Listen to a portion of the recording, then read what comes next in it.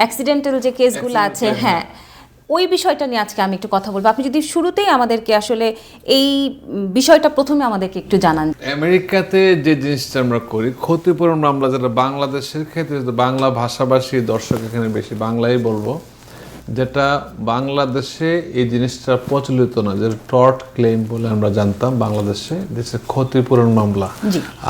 এইখানে হচ্ছে যদি অন্য কারো অবহেলার কারণে কেউ যদি কোনোভাবে ক্ষতিগ্রস্ত হয় স্বাস্থ্যগতভাবে, যেমন দুর্ঘটনা, গাড়ি দুর্ঘটনা, কনস্ট্রাকশন কাজের দুর্ঘটনা, কাজ করতে যে ব্যথা পাচ্ছে, হাসপাতালে ভুল চিকিৎসায় কেউ হয়তো, একটা ডাক্তার যেমন OB/GYN যে ডাক্তার এটা আমরা বুঝবে, তাদের একটা ইন্স্যুরেন্স থাকে, যদি কোনো কারণে তাদের ভুলের কারণে যদি একটা শিশু ভূমিষ্ঠ হয়, সে কিন্তু বিরাট অঙ্কের ক্ষতিপূরণ পায়। আমরা ধরেন কয়েক বছর আগে একটা সরকারি হাসপাতালের মধ্যে $5.5 মিলিয়ন ক্ষতিপূরণ সেটেলমেন্ট করেছি একটা বাংলাদেশি ক্লায়েন্টের জন্য।